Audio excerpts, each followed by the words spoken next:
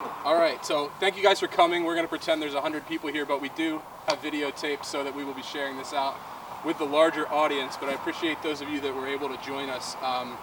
My name is Brett D'Antonio. I'm the CEO of Habitat here in Seattle, King County. And I just want to welcome you guys to the groundbreaking for our Loyal Heights community.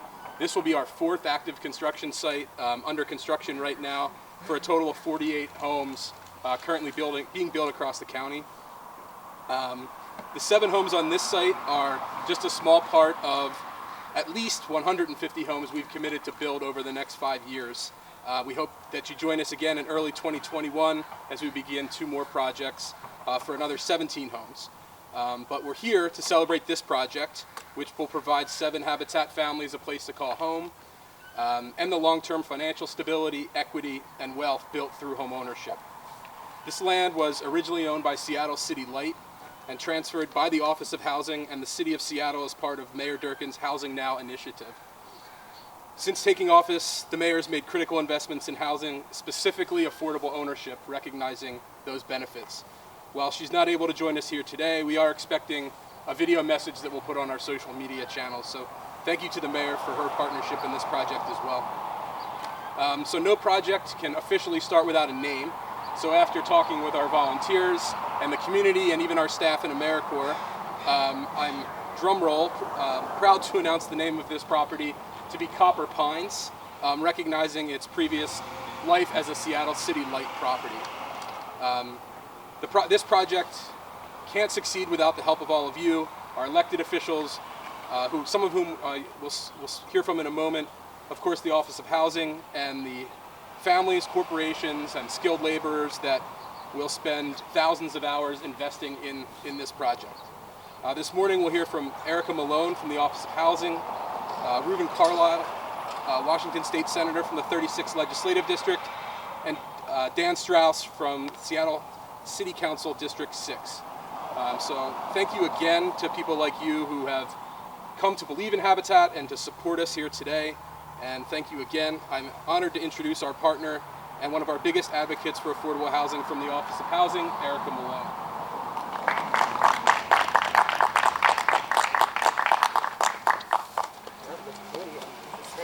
Good morning, thank you. Thanks, Brett. I'm thrilled to be here, and not just because I get out of my house and see real live humans, from a safe distance, of course. As Brett mentioned, 7 houses will be built here by this time next year and change. I wanted to point to our friends in the state legislature, without whom the foresight from the enabling legislation that allowed the city of Seattle to transfer this property at no cost for affordable housing.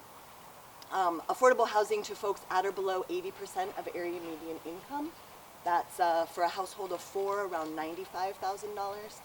Through our partnership, though, with Habitat, they're able to serve folks at even lower incomes than that, which is super, super exciting.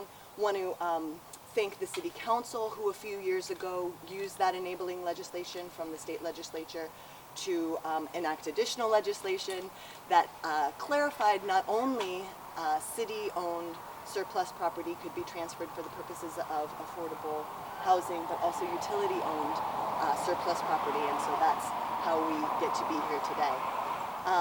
Habitat's model, I think, is exceptionally exciting, not only super cost efficient because of the volunteer labor from all of you, but the sweat equity put in by the homeowners. And so we're thrilled to be partnering with them in this project and others. Even with that cost efficiency, though, and volunteer labor and free land, I want to shout out to the voters of Seattle who continually vote to pass the Seattle Housing Levy. The Office of Housing is pleased to be able to be investing $840,000 into this project. I think on top of all of those exciting details, these homes will be permanently affordable. So that means not only affordable to the home buyers purchasing them first, but at all subsequent resales, they'll be priced affordably to the next home buyer. So this is a legacy of affordability rooted right here in this community that, as we know, is increasingly unaffordable.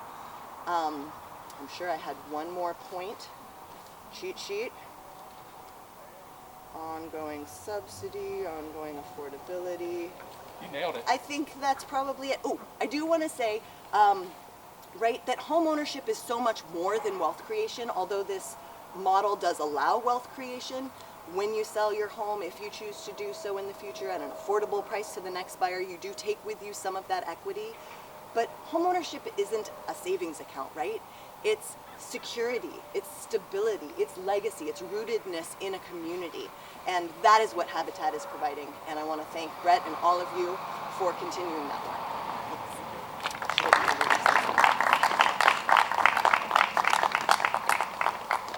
Thank you, Erica. You hit on a lot of points I forgot, so I appreciate you backing me up. So next, Senator Carlisle will call.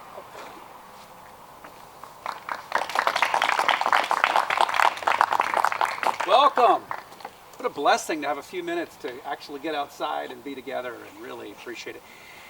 The best part of this for me, in addition to the litany of incredibly powerful and important elements of making home ownership affordable and bringing it to Loyal Heights and the whole community, is I got to drive from home with my daughter Nava and explain to her a little bit about the institutional history of Habitat for Humanity, the role, and really the deeper spiritual role that community and home ownership plays, and how this is an organization that is so connected to lifting people up through that blessing of home ownership. And that, to me, of course, is the best part about it. And I just I feel so strongly that the institutional grip of the bureaucracy of government silos gets in the way of us just stepping back and looking at public ownership of property, whether it's the port, the city, the county, the federal government, the state.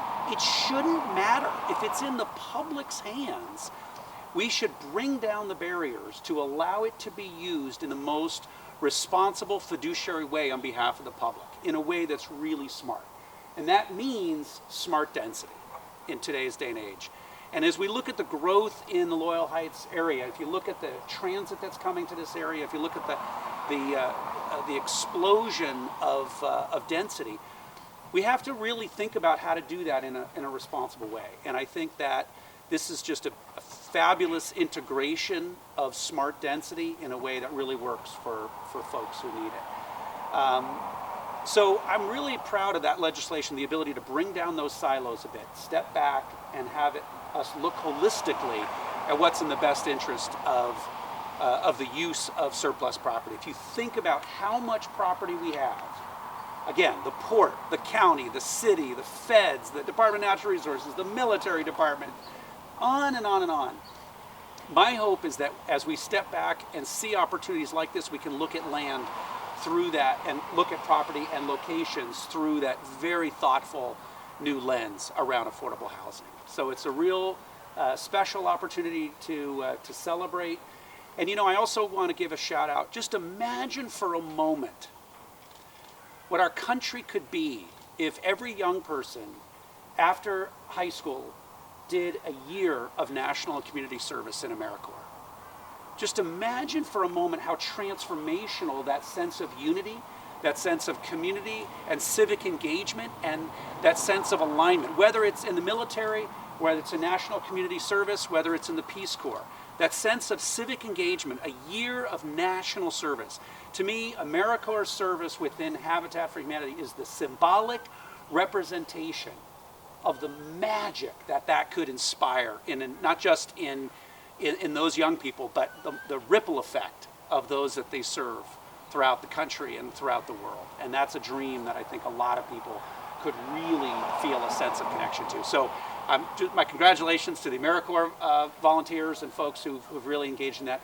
And of course, at the end of the day, this is about calluses, right? And this is about the work of people's own hands and the sense of connection. So on behalf of the new homeowners who are going to have the opportunity to appreciate this, and the community and all the volunteers, I was telling her about President Jimmy Carter and how he has dedicated so much of his life after his presidential service to Habitat. And I just think, again, that's a symbolic representation of real civic engagement. So it's just a great pleasure. It's so nice to have a few moments to celebrate just something so unusual as our signs all fall down. It's no reflection on anything other than Seattle's weather. Anyway, thanks for everyone making the time today to be together.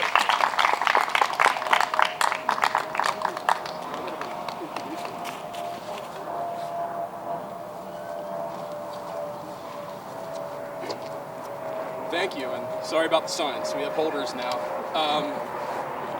Next, I'd like to introduce Dan Strauss, Seattle City Council from District 6. Thank you.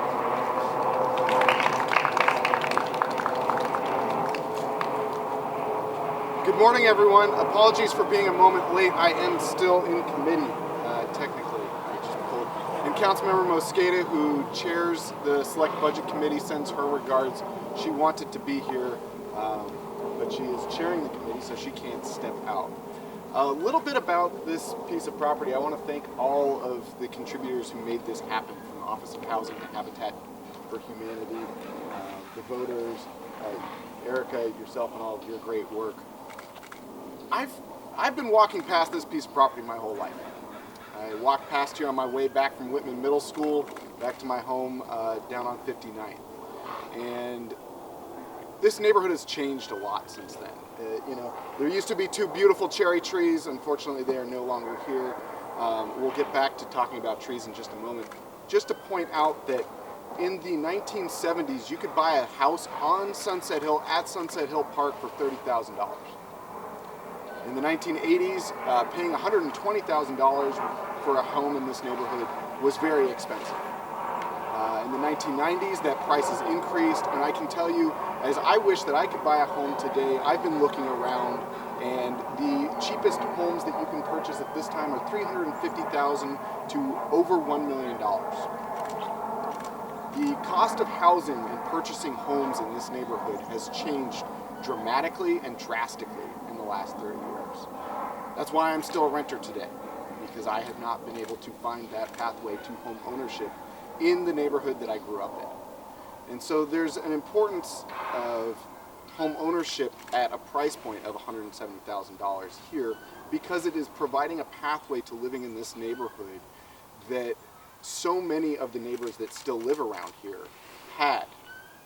And so there is an economic spectrum of people who will be able to move into this neighborhood akin to the people who have always been in this neighborhood, because that has changed so much in the last 30 years. And so I just want to really call out and thank all of the partners for making this a true opportunity to keep this neighborhood diverse economically and provide pathways to home ownership and community. Now, I know that members of the neighborhood had some consternation about wanting this to be a park, and there is a lot. I could just make that moment, call that out this moment, because there's so much green space in this neighborhood. We have Sunset Hill Park, we have Golden Gardens just down the street, we have Loyal Heights Elementary School, Loyal Heights Community Center, and now the Ballard Pea Patch at the Lutheran Church just up the street. And so we have so much green space. And while we don't have the cherry trees with us today, I really appreciated the fact that some of these trees have been preserved through this project. Now, that reduces the project scope by 1 unit. So instead of having 8 units, we have 7. And I think that that calls out the economic value of preserving trees on private property, because there's been a very large debate. I will also say in that same breath that these trees provide an economic value to the residents that could not be regrown in the time that they owned these properties, by shading, by providing clean air. And so for all of those reasons, this has come together in such a perfect project that creates pathways to home ownership in the economic spectrum that has traditionally been seen in this neighborhood that no longer exists, that creates generational wealth, that creates community, and preserves some of our green space. As I was an AmeriCorps member for 2 years, serving out of Washington, D.C. and Sacramento, respectively, I had the opportunity to work with Habitat for Humanity.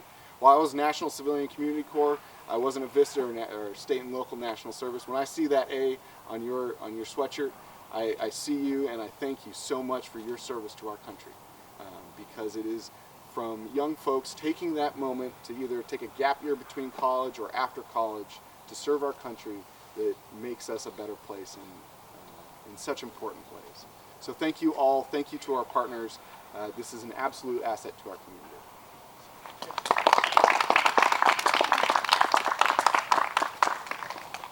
Thank you all for who spoke, and I think we're going to go on to the picture, the official groundbreaking.